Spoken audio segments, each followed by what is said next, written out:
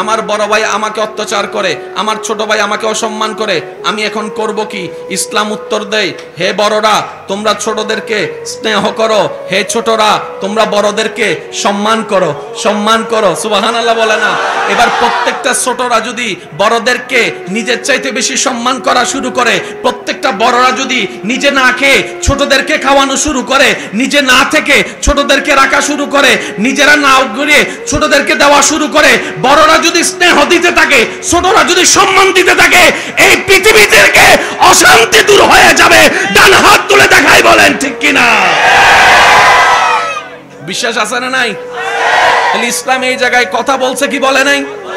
আপনার আওয়াজ দিয়ে বলেন বলছে কি বলে নাই? এবার সংসারের মধ্যে আরেক ঝামেলা, বউয়ের সাথে শাশুড়ির মিলে না, শাশুড়ির সাথে বউয়ের মিলে না, শাশুড়ির ছেলে বউয়ের স্বামী মানুষ একজন, শাশুড়ির পক্ষে গেলে বউ নারাজ হয়, বউয়ের পক্ষে গেলে শাশুড়ি নারাজ হয়, মানে মা নারাজ হয়ে যায়। শেষ পর্যন্ত ছেলেটা বলে ঘরে আইতাম না। আছে ঝামেলাটা? আছে ভাই বলেন না? আছে।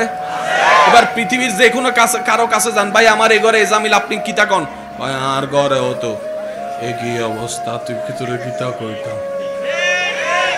ভাইয়া বলেন না কথা ঠিক কি না? আমার ঘরে অত ঝামেলা এটা। এবার বলেন মা কয়জন? স্ত্রী কয়জন? সন্তান কিংবা স্বামী কয়জন? মাও চায় সন্তানকে, স্ত্রী চায় স্বামীকে। এবার মাঝখানে পুরুষ, দুই দিকে দুইজনে টানে। আর একটু জোরে বলেন। এবার মায়ের পক্ষ নিলে, আমি কি লেগে কইতাম, আপনারা কন না, সব আমি কইলে সমস্যা তো। মায়ের পক্ষ নিলে, বউয়ের পক্ষ নিলে, যদি বউয়ের কথা শুনে সমাজ বলে বউয়ের গোলাম হয়ে গেছে, বউয়ের কিনা গোলাম হয়ে গেছে, বউয়ের কিনা গোলাম হয়ে গেছে। আর মার পক্ষ নিলে বলে যে বউয়ের উপর অত্যাচার শুরু করেছে, বউয়ের উপর জুলুম শুরু করেছে, বউকে দাম দেয় না। এবার পুরুষ মানুষ বলে যাবো তো যাবো কোথায়, সমস্যার সমাধান পাবো কোথায়? ডাইনে যাচ্ছে সমাধান নাই, বামে যাচ্ছে সমাধান নাই, এবং যে বিচার করে ওই বিচারকের কাছে যাইয়া যখন সমাধান চাই, বিচারকে বলে আমার ঘরে ওই কি অবস্থা, আমার ঘরে ওই কি অবস্থা, আমার ঘরে ওই কি অবস্থা।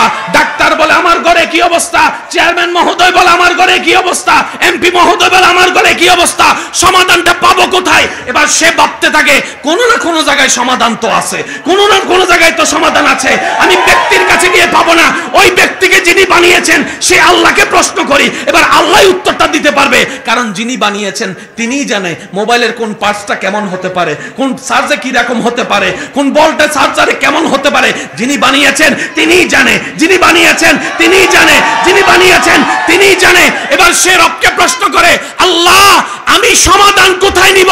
রব বলে ইন্নাদ্দীনা ইনদাল্লাহিল ইসলাম, আল ইয়াউমা আকমালতু লাকুম দীনাকুম ওয়া আতমামতু আলাইকুম নিয়ামতি। সমস্ত সমস্যার সমাধান আমি ইসলামে দিয়েছি, তুমি ইসলামে চলে যাও। এবার সে গেছে কোথায়? জোরে কন না। সে গেছে কোথায়? আওয়াজটা একটু বড় লাগবে। সে গেছে কোথায়? এবার ইসলামকে যাই জিজ্ঞেস করে, ভাইয়া মনোযোগ আছে? যারা বিয়ে করেন নাই তারা হুন্য রাখেন, বুঝেন না? যারা এখনো বিয়ে করেন নাই তারা হুন্য রাখেন, কাজে লাগতে। ইসলাম বলে সমস্যা কি? বলে যে আমি মাকে খুশি করতে গেলে বউ নারাজ, বউকে খুশি করতে গেলে মা নারাজ, কিন্তু আমি একজন মানুষ কোন দিকে যাব? ইসলাম বলে কে কে? বলে যে আমার মা আর আমার স্ত্রী। তুমি তোমার মার কি? সন্তান। তুমি তোমার বউয়ের কি? স্বামী। শব্দগুলা খেয়াল করবেন। তুমি তোমার মার কি? সন্তান। তুমি তোমার বউয়ের কি? একটু বুঝেন, তুমি তোমার মার সন্তান, যার পায়ের নিচে তোমার বেহেশত। তুমি তোমার মায়ের পায়ের নিচে। তুমি তোমার বউয়ের কি? স্বামী। স্বামী মানে অভিভাবক। অভিভাবক কি নিচে না উপরে? একটু একটু একটু বুঝে বুঝে উত্তর দেন না। মায়ের পায়ের নিচে তুমি,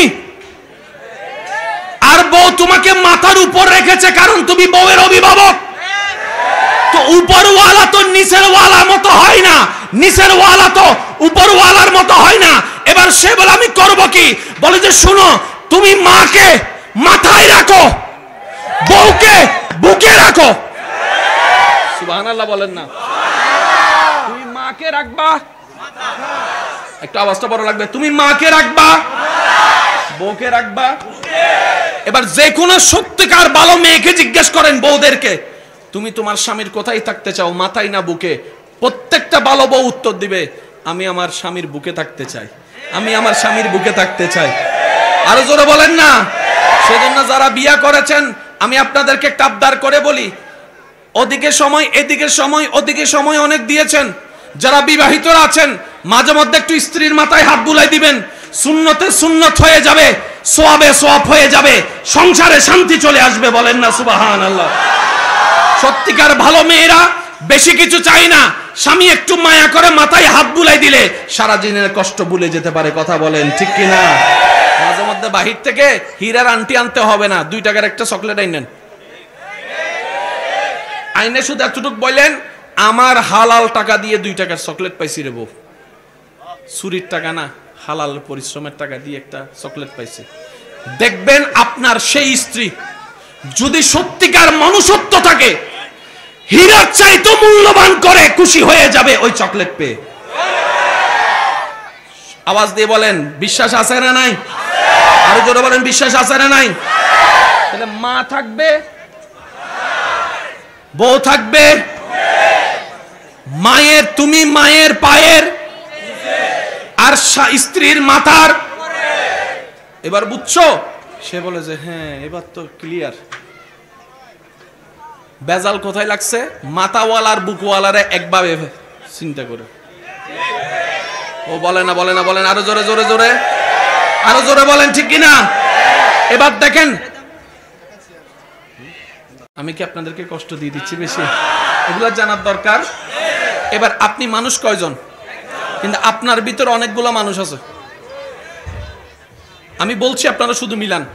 আপনি একজন, কারো বাবা, কারো সন্তান, কারো শিক্ষক, কারো ড্রাইভার। জোরে বলেন না।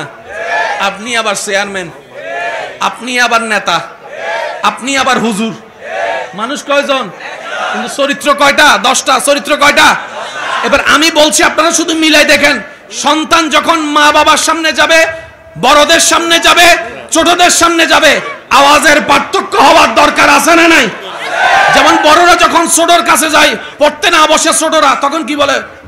এই পড়তে বসস নাই।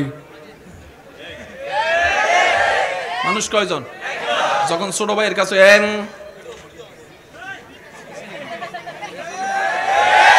এই রুম থেকে যখন বড় ভাই রুমে গেছে, ভাইয়া ভাইয়া দেখেন আওয়াজ চেঞ্জ। আমি কি বুঝাতে পারছি কথা? এবার আপনি যখন মায়ের কাছে যাবেন, বউয়ের কাছে যাবেন, কি গো বউ কেমন আছো, আওয়াজ, টোন, চেহারা দেখেন। এবার আপনি যখন মার কাছে, ও মা। এবার আপনি যদি ছোট ভাইয়ের সাথে বলার স্টাইলটা বড় ভাইয়ের কাছে ফিট করেন, আবার যদি বড় ভাইকে যেভাবে করেন সেটা যদি ছোট ভাইকে করেন, ছোট ভাই তো। আমি কি বুঝাতে পারতেছি কথা? এক এক জায়গায় আমরা এক এক রকম থাকতে হবে। আল্লাহ এইভাবে আমাদেরকে বানিয়েছেন, ওই কোয়ালিটি গুলাই আমাদের ভিতর দান করেছেন। চিৎকার দিয়ে বলেন সুবহানাল্লাহ। এবার আমি আওয়াজ শুনতে চাই আমার যুবক ভাইদের, ইসলামের ভিতরে সবকিছুর সমাধান আছে না নাই? ইসলামের ভিতরে সবকিছুর সমাধান আছে না নাই? ইসলামকে বলা হয় মানবতার ধর্ম, কোড অফ লাইফ, শান্তির ধর্ম। চিৎকার দিয়ে বলতে হবে সুবহানাল্লাহ। আর একটু জোরে বলেন সুবহানাল্লাহ। আল্লাহ আমাদেরকে সেই কোরআনকে নেওয়ার মতো নেওয়ার, ধারণ করার মতো করার তৌফিক দান করুন। আজকে থেকে এই জিনিসটা মনে থাকবে ইনশাআল্লাহ। এবার বলেন কোরআনের শব্দ কয়টা বলছি? জোরে বলেন কয়টা? কখনো কি ভেবেছি আমরা কোরআনের শুরুটা আল্লাহ আলহামদুলিল্লাহ দিয়ে কেন করেছেন? আমরা ভাবার চেষ্টা কখনো, জোরে বলেন, আমরা ভাবার চেষ্টা কখনো করি? বর্তমান সময়ে যতগুলো রোগ আছে, যদি আমার ডাক্তার ভাইয়েরা শুনে থাকেন আশা করি আমার সাথে একমত হবেন, বর্তমান সময়ে যতগুলো রোগ আছে সবচাইতে মারাত্মক, সবচাইতে ভয়ানক রোগের নাম হচ্ছে ডিপ্রেশন। সবচাইতে ভয়ানক হচ্ছে ডিপ্রেশন। এই ডিপ্রেশনের জগতে পড়ে অনেকেই, বুঝেন না মনে ওইটা ওইটা ইন্ডিকশন নেশা নেশা ঢুকে গেছে। আরো জোরে বলেন না। সেকা খাইয়া বেকা হইয়া ডিপ্রেশনে যাইয়া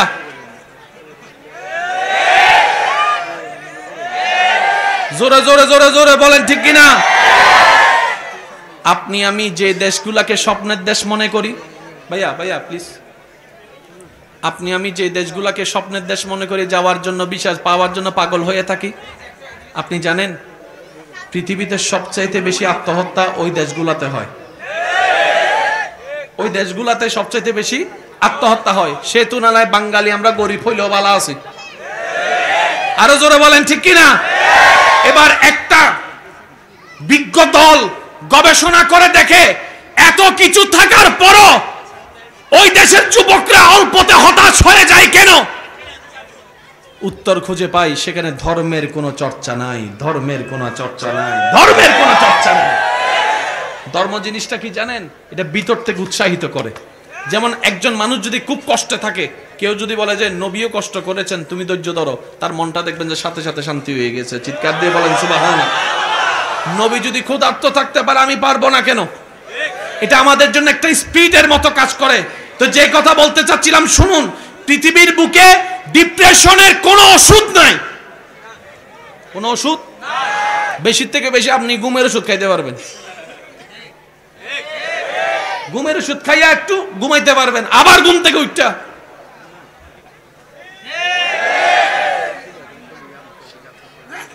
বলেন শান্তি। ভাইয়া একটু মনোযোগ দিবেন, আওয়াজ যত কম হবে তত ভালো, একটু মনোযোগ দেন। কেন শান্তি? এবার গবেষকরা গবেষণা করে বের করে, যার অন্তর যত বেশি শুকরিয়া আদায় করে তার মন তত বেশি সন্তুষ্টি থাকে, খুশি থাকে। যে অন্যের প্রতি যত কৃতজ্ঞ থাকে তার ব্রেন তত রিল্যাক্স থাকে। এক কথায় যে শুকরিয়া আদায় করে তার মন শান্তি থাকে। এবার আল্লাহর কোরআনে যখন শুরু করলো মুসলমান, প্রথম শব্দই পেয়েছে আলহামদুলিল্লাহ। এখন দেখেন আপনারা, ভাইয়া মনোযোগ আছে আপনাদের পিছনের ভাই, আপনারা যারা মনোযোগ আছে তো সবার, স্যার সবাই মিলে একবার আল্লাহু আকবার ধ্বনি দিয়ে বলেন তো আল্লাহু আকবার। মাশাআল্লাহ, আরেকটু জোরে বলে আল্লাহু আকবার।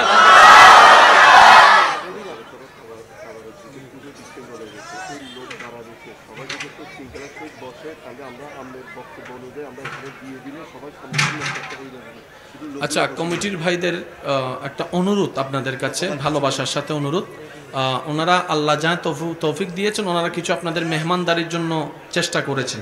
তো মেহমানদারি করার জন্য যা চেষ্টা করেছেন সেটা আপনাদের কাছে দেওয়ার জন্য যে পরিবেশের দরকার, এখানে আপনারা যে মানুষের উপস্থিতি, যারা যদি আপনারা বসে যেতে পারেন, হ্যাঁ সিরিয়াল অনুযায়ী যদি আপনাদের এলাকার নিয়ম অনুযায়ী বসে যেতে পারেন, আমরা আলোচনার পর পরে আপনাদেরকে ওনারা মেহমানদারিটা করতে পারবে। হ্যাঁ হ্যাঁ, একবার বলি মারহাবা, জোরে বলি না মারহাবা। এবার একটু খেয়াল করেন, এই পর্যন্ত যারা আপনাদেরকে কষ্ট দিছে, আমি আপনাদেরকে বলছি আপনারা শুধু চেহারা স্মরণ করেন। এই পর্যন্ত যারা আপনাদেরকে কষ্ট দিছে, এই পর্যন্ত যারা আপনাদেরকে আঘাত করছে, এই পর্যন্ত যারা আপনাদেরকে জুলুম করছে, যাদের কথা আপনাদের মনে আঘাত হিসেবে আছে, আল্লাহকে খুশি করার জন্য সবাই মাফ করে দিয়ে বলেন তো মাফ করে দিলাম। জোরে বলেন মাফ করে দিলাম। এবার আমার মুখে মুখে একটু বলবেন, আল্লাহ যখন যেমন রাখে আলহামদুলিল্লাহ, আলহামদুলিল্লাহ, আলহামদুলিল্লাহ। আমার কোনো অভিযোগ নাই, আমার কোনো চাওয়া পাওয়া নাই। আল্লাহ যেটা দিয়ে খুশি, আমরা সেটা পেয়ে খুশি। মন খুলে একবার বলি আলহামদুলিল্লাহ। এবার নিজের মনের দিকে দেখেন, একটা শান্তি অনুভব হচ্ছে। যার যার হচ্ছে একটু হাত তুলে দেখেন, যার যার হচ্ছে, যার যার হচ্ছে দেখেন, হাত নামান। পৃথিবীতে কোথাও ওষুধ কিন্তু ইসলাম ধর্মে কোরআন তিবিয়ানুন লিকুল্লি শাই, আল্লাহ সমস্ত রোগের চিকিৎসা কোরআনুল কারীমে দান করে দিয়েছেন। বলি সুবহানাল্লাহ। দয়াময়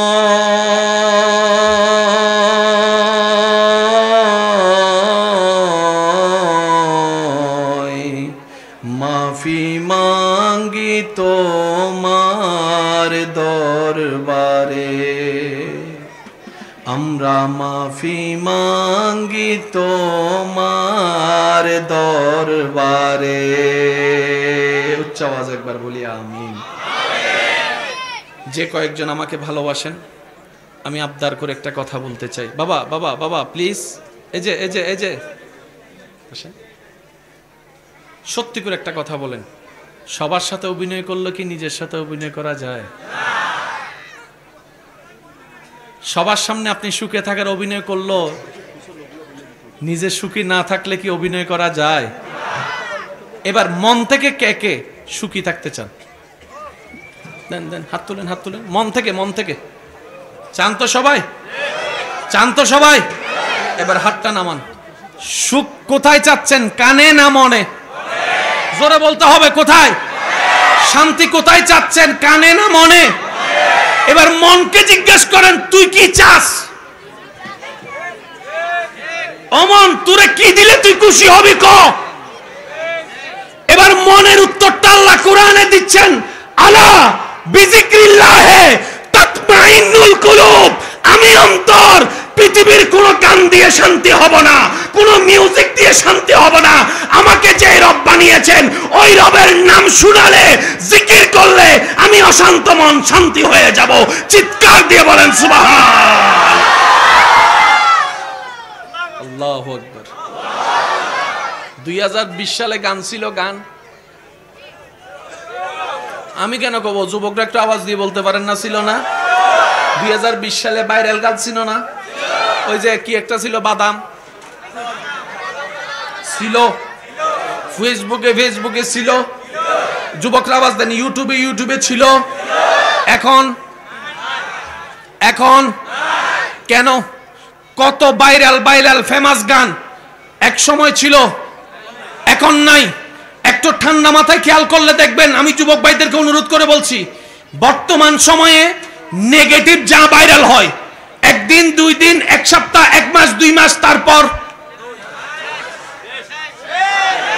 জোরে বলেন না রে ভাই, কত বড় বড় হিট গান, কিন্তু সূরা রহমান এখনো।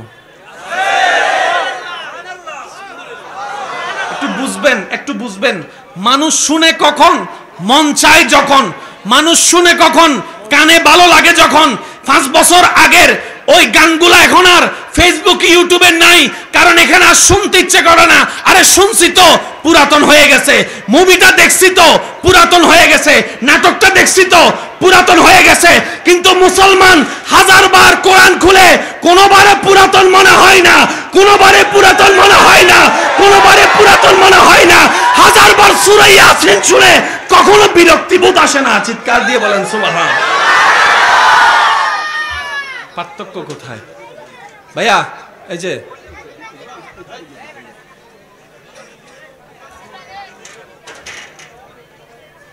আমি মনে হয় আপনাদেরকে একটু বেশি কষ্ট দিয়ে দিচ্ছি না? বুঝার দরকার আছে না নাই? আমার যুবকদেরকে আমি বলবো না এদিকে আসেন, আমি শুধু এতটুকু বলবো, যেখানে সম্মান আছে সেদিকে আসেন, যেখানে শান্তি আছে সেখানে আসেন। কতজন হয়তো ইউ আর মাই জান, আমি তোমার জান, কলিজার আদ্দান, মা বাবার মুখে সুনকালি মাইক্কা দা পালাইয়া বিয়া করছে, কোর্ট ম্যারেজ করছে, সুখের আশায় 6 মাস যেতে না যেতে একজন আরেকজনকে দাবি ফাইট ঘুষি মালা শুরু করছে। এবার তুই বলে যে বলছিল আই লাভ ইউ, এখন কয় I hate you. Go to your way, তুই তোর রাস্তায় যা, আমি আমার রাস্তায় যাই, তুই তোর দিকে যা, আমি আমার দিকে যাই। জগৎ জিজ্ঞেস করে তোদের ভালোবাসা গেল কোথায়? যুবকরা মনে রাখিও, আমার বোনেরা মনে রাখিও, ভালোবাসাটা অন্যায় নয়। ভালোবাসা ছাড়া প্রাণী বাঁচতে পারে না। ভালোবাসা দরকার, তবে শর্ত হচ্ছে ভালোবাসাটা আল্লাহ এবং রাসূলের পছন্দ মতো হতে হবে। ডান হাত তুলে দেখাই, বলো ঠিক কিনা?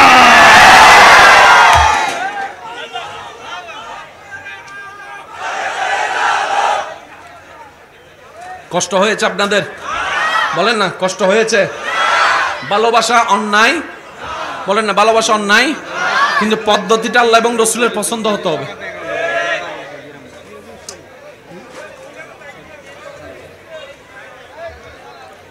ভাইয়া একটু আমরা জিকির করি, হক লা ইলাহা ইল্লাল্লাহ, লা ইলাহা ইল্লাল্লাহ, পড়িয়ে লা ইলাহা ইল্লাল্লাহ, লা ইলাহা ইল্লাল্লাহ। উচ্চ আওয়াজ একবার বলি মারহাবা। যারা সামনে আছেন তারা একটা সাক্ষ্য দিবেন। আপনারা হয়তো খেয়াল করছেন আমি প্রত্যেকটা সেকেন্ডকে গুরুত্ব দেওয়ার চেষ্টা করতেছি, খেয়াল করছেন? আমি একটা সেকেন্ডও যেন নষ্ট না হয়, আমি আমার জায়গাতে সর্বোচ্চ ছোট মানুষ হিসেবে চেষ্টা করে যাচ্ছি। আপনাদেরও উচিত আমাকে একটু সহযোগিতা, কি বলেন? আপনারা করার দরকার আছে না নাই? আপনারা সবাই মেহেরবানি করে বসে যান, সবাই মিলে চলেন একটা ত্রিভুবনের প্রিয় মুহাম্মদ এলো রে দুনিয়ায়, রে সাগর যদি আয় রে সাগর আকাশে বাতাসে দেখ। উচ্চ আওয়াজ একবার বলি মারহাবা। এবার সে কোরআন আমাদের ঘরে আছে না নাই? ঘরে যাইয়া চেক করে দেখেন কি অবস্থায় আছে, উত্তর খুঁজে পেয়ে যাবেন। কেন আমরা লাথি খাচ্ছি উত্তর খুঁজে পাবেন। এবার একটা মজার কথা বলি, শোনার দরকার। ফিলিস্তিন আছে না নাই? ফিলিস্তিন নিয়ে দুই চারটা কথা বললে আপনারা রাগ করবেন? করলে কইরেন, সমস্যা নাই। ঈমান বলো তো একটা কথা আছে, শুনেন, অন্যদের শেষ হয়, এটা দিয়ে শেষ। মুসলমানরা এমন একটা জাতি, এটার পরও জীবন আছে, শাহাদাতের জীবন। আল্লাহু আকবার জোরে করে বলবেন না? আরো কি বেইজ্জতের জীবন নয়, ইজ্জতের জীবন। কথা বলেন ঠিক কিনা? ওয়ালা তাকুলু লিমান ইউকতালু ফি সাবিলিল্লাহ আমওয়াত বাল আহইয়াউন ওয়ালাকিন লা তাশউরুন। চিৎকার দিয়ে বলেন সুবহানাল্লাহ। আপনাদেরকে আমি প্রশ্ন করব, আপনারা উত্তর দিবেন। দুনিয়াবি শক্তিশালী হিসেবে ফিলিস্তিনের সম্পদ বেশি না ইসরায়েলের? ভাই বলেন না, সম্পদ কাদের বেশি? পাওয়ার কাদের বেশি? অস্ত্র কাদের বেশি? একটু বুঝে বুঝে উত্তর দেন। কাদের? ডলার কাদের বেশি? তেল কাদের বেশি? বিভিন্ন দেশের বন্ধুত্ব কাদের বেশি? পারমাণবিক কাদের বেশি? বোমা কাদের বেশি? দুর্বল কারা? অস্ত্র নাই কাদের? টাকা নাই কাদের? খাবার নাই কাদের? কোথায় ইসরায়েল শক্তিশালী দেশ? কোথায় ফিলিস্তিন? এবার আসেন, এই যে আব্বু, আব্বু হাত জোর করছি, হাত জোর করছি। আমাদের দেশে যুদ্ধ হয়েছে না? কয় মাস? শেষ। ধরলাম 1 বছর আরই শেষ। ফিলিস্তিনের উপর হামলা হচ্ছে বছরের পর বছর, বছরের পর বছর, বছরের পর বছর, বছরের পর বছর, কিন্তু এখনো পর্যন্ত কিন্তু ফিলিস্তিনিদেরকে দমাইতে পারে না। একটু ভাবেন, ক্যালকুলেশন করেন। যুদ্ধের মধ্যে মানুষ মারা যাওয়া স্বাভাবিক।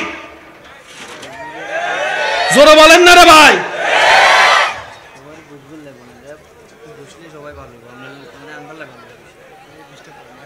আপনারা একটু বসে গেলে নাকি ওনাদের জন্য ভালো হচ্ছে। আমরা একদম শেষের দিকে তো, ওনারা মেহমানদারি করবে আপনাদেরকে, সেই জন্য টেনশন করছে। একটু বসেন। এবার আওয়াজ দিয়ে বলেন, একবার বলি মারহাবা, আরো জোরে বলি মারহাবা। ইসরায়েল কয় এত ক্ষমতা থাকার পরও ফিলিস্তিন হারে না কেন রে?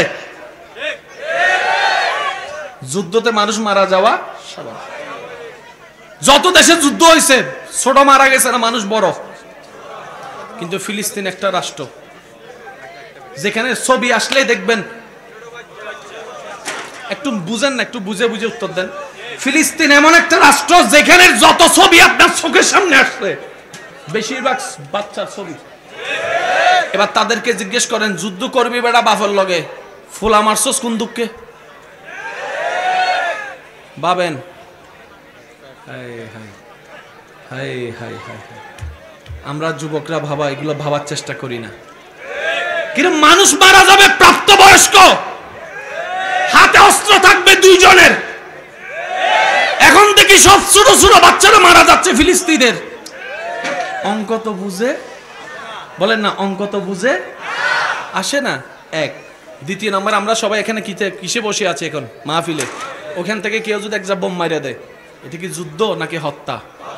আপনারা বলেন যুদ্ধ না হত্যা? ফিলিস্তিনিরা ঘরে ঘুমাইতেছে বাচ্চা নিয়ে, এটা তো যুদ্ধের পর্যায়ে পড়ে না। যুদ্ধ কারে বলে? লেমুয়াবাসীর যুবকদেরকে জিজ্ঞেস করো, তারা যখন ক্রিকেট ম্যাচের জন্য চ্যালেঞ্জ ঘোষণা করে তারা কিভাবে ডেট দেয়, তাদেরকে জিজ্ঞেস করো। আগামী শুক্রবার জুমার নামাজের পরে অমুক জায়গায় তোরাও আসবি, আমরাও আসবো, সেদিন খেলা হবে। এটা না যুদ্ধ? এসব কথা বলে না। বার নির্দিষ্ট, তারিখ নির্দিষ্ট, জায়গা নির্দিষ্ট, সময় নির্দিষ্ট, দুনো দল হাজির, তারপরে না যে জিতে সবাই মিলে মাহফিল করতেছে।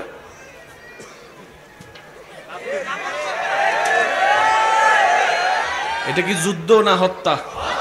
আপনার বিবেকে কি বলে, যুদ্ধ না হত্যা? যদি যুদ্ধ হয়, মাসুম ছোট বাচ্চা কেন মারা যাচ্ছে? তার অপরাধ কি? এবার আমি আপনাদেরকে একটা ক্লু দেওয়ার চেষ্টা করি। যুবকরা, মনের ইমানি প্রস্তুত আছেন তো আপনারা? আমেরিকা কোনোদিন নেপালের সাথে যুদ্ধ করবে? নেপালে যদি কয় এই আমার লগে লাগ, আমেরিকা কি? হাতির সামনে যদি ইন্দু যাইয়া কয় আয়, হাতি কি কইব? বাঘটা খইলে মোটামুটি একটু খেলা জমত, ঠিকই। বাহ্যিকভাবে ফিলিস্তিন ইসরায়েলের সামনে এত ছোট, কারণ দুনিয়াবি কোনো শক্তি, ডলার, বন্ধু দেশ। কিন্তু ইসরায়েলিরা গবেষণা করে বছরের পর বছর, বছরের পর বছর তাদের উপরে এত বোমা হামলা করি, তারপরেও তারা থামে না কেন? ইমানদার ভাইরা প্রস্তুত থাকবেন। তারা থামে না কেন? তারা দমে না কেন? তারা ভয় পায় না কেন? বাচ্চাদেরকে মেরে ফেলতেছি, মা বাবার তো হৃদয় কাঁপার কথা, তাদের হৃদয় কাঁপে না কেন?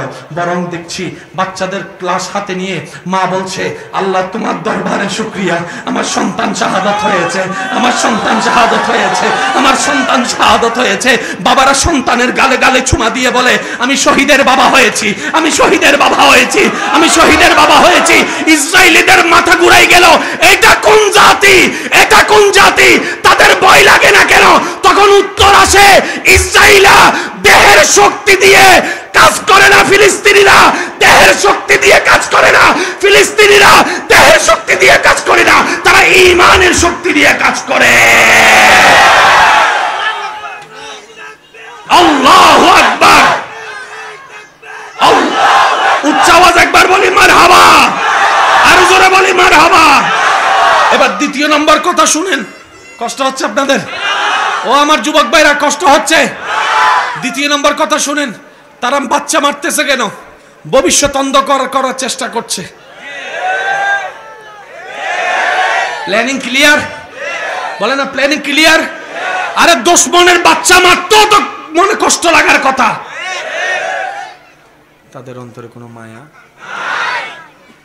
তৃতীয় নম্বর কথাটা একটু মনোযোগ রাখবেন। সব দখল করে ফেলছে। তো একজনে জিজ্ঞেস করে, বাবা ইসরায়েল, ও মামু ইসরায়েল, ও কাকা ইসরায়েল, এত কিছু নিছস, বাকি কিছু আছে এটা ছাইরা দে। 10 ভাগের তো 8 ভাগ নিয়ে ফেলছস, 2 ভাগ আছে ছাইরা দে। ওই 2 ভাগই তো দরকার। কেন? ওই 2 ভাগে কি আছে? ওই 2 ভাগের মধ্যে মসজিদ আকসা আছে, বাইতুল মুকাদ্দাস আছে। যুবকরা মনে রাখবেন, বাইতুল মুকাদ্দাস সেই মসজিদ যে মসজিদের সাথে আমাদের নবী রাহমাতুল লিল আলামিনের সম্পর্ক আছে, মুসা নবীর সম্পর্ক আছে, ঈসা নবীর সম্পর্ক আছে। তারা বলে যেটা আমরা ছাড়বো, কিন্তু মামুর বেটারা জানে না, এটা জীবনেও পাইতো না। আরো জোরে বলেন না। আমার ডান পাশে খতিবে মোকাররম বসে আছেন, হুজুরকে জিজ্ঞেস করেন আল্লাহ ঈসা নবীকে আসমানে তুলেছেন কোন দিক দিয়ে? বাইতুল মুকাদ্দাস মসজিদে আকসা দিয়ে। আবার ঈসা নবী নামবেন কোন জায়গায়? বাইতুল মুকাদ্দাস দিয়ে। আমার নবীকে আল্লাহ মেরাজে নিয়ে গেছেন, উর্দু দেশ ভ্রমণ করিয়েছেন, মক্কা থেকে আকসা নিয়েছেন, আকসা থেকে উপরে নিয়েছেন। এখন ওলামায়ে কেরাম বলে আকসা কোথায় জানো? আকসা হচ্ছে আসমানের দরজার বরাবর নিচে। সেজন্য টার্গেট আকসা বলে না, টার্গেট। আমার যুবক ভাইরা অনেক সময় এই আকসা মসজিদের ছবির মধ্যে একটা সোনালী গম্বুজওয়ালা মসজিদ দেখছেন নি? যুবকরা আওয়াজ দেন না, আকসাতে সোনালী গম্বুজ, এটা কিন্তু মূলত আসল আকসা। এর পিছনেই পাশে একটা আসল আকসা আছে। মেন টার্গেট, কারণ তারা জানে। শুনেন, এবার তারা বলে যে কিরে এটা দখল করতে পারি না কেন? তখন একজনে কয় এটা জীবনেও পারতা না, কারণ এটা মুকাদ্দাস, বাইতুল মুকাদ্দাস, বাইতুল মুকাদ্দাস। আর তোমরা হচ্ছে নাজাসাত। নাজাসাত কখনো মুকাদ্দাস,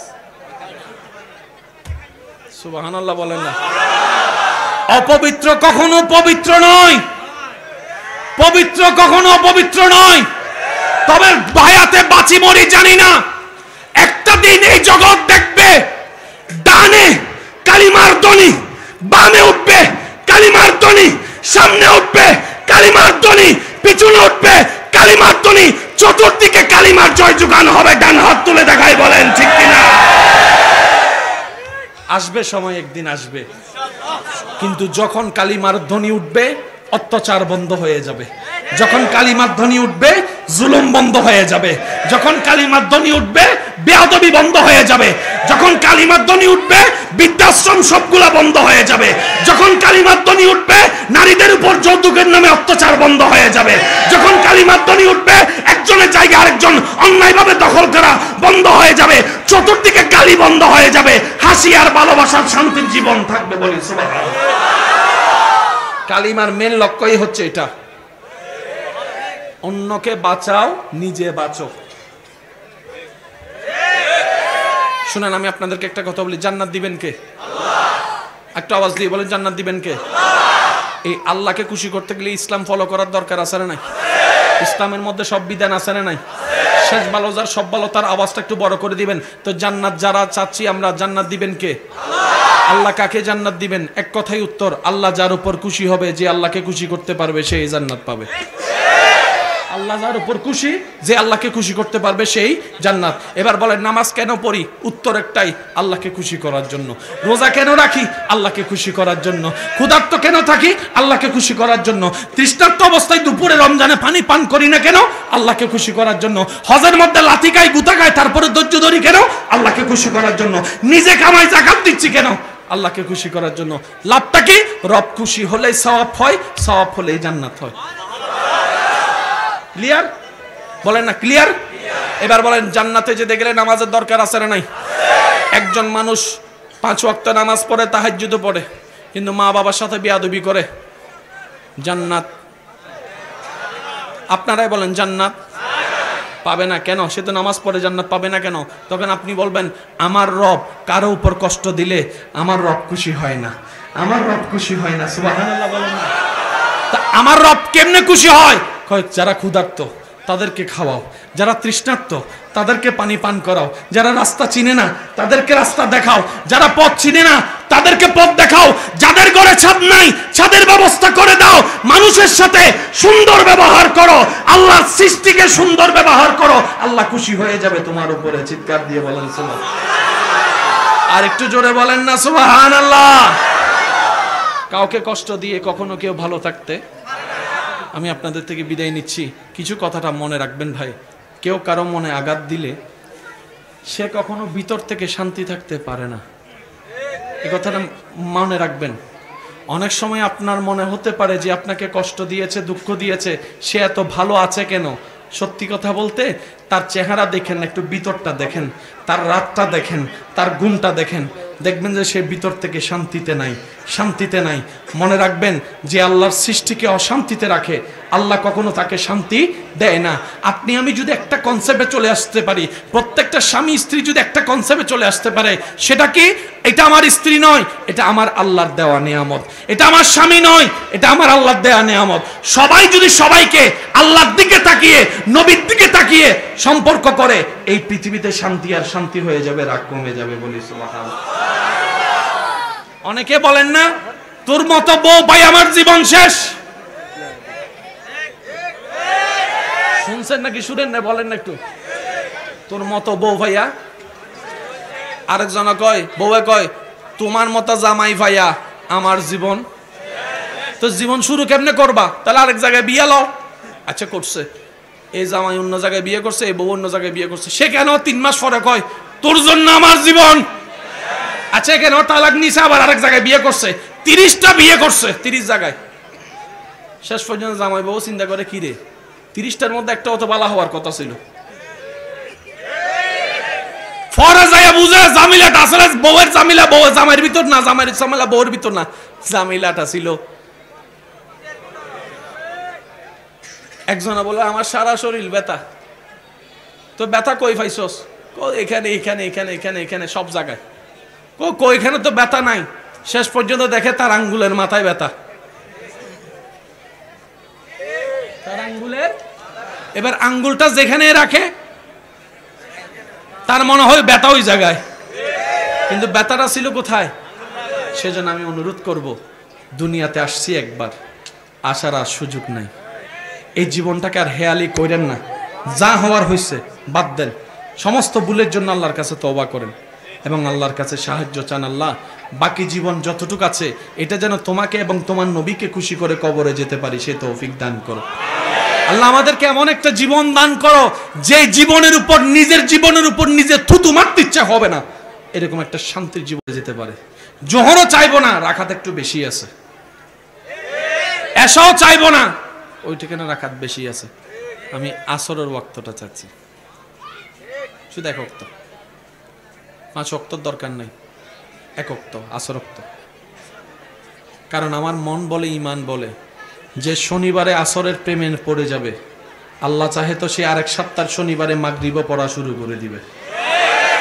আর যে মাগরিব পড়ে দেখাবে, সে বলবে যে এশা আর কতক্ষণ, অপেক্ষা করেই ফেলি, ওজুটা রাইখাই দিয়ে এশাও পড়ে ফেলবো।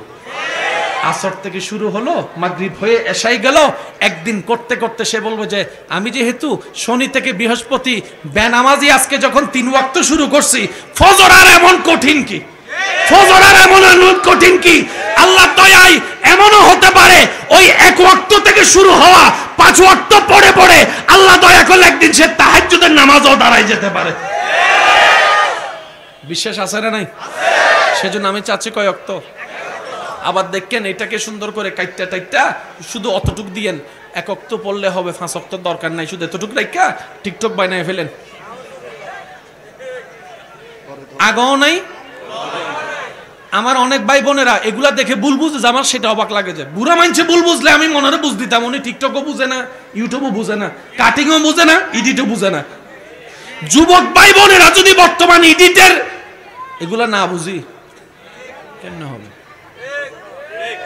কি বলেন আপনারা? ঠিক আছে না? আপনারা অনেক সময় ভিডিও দেখলে বুঝতে পারেন না কোনটা এডিট, এত সূক্ষ্মভাবে ফিনিশিং দেয়। আল্লাহর ওয়াস্তে একটা কথা মনে রাখবেন, যদি সফলতা চান, দোষ ধরবেন নিজের, অন্যের করবেন প্রশংসা। আল্লাহ আপনাকে এমন এমন জায়গা থেকে ইজ্জত দিবে আপনি কল্পনাও করতে পারবেন না। বলেন সুবহানাল্লাহ।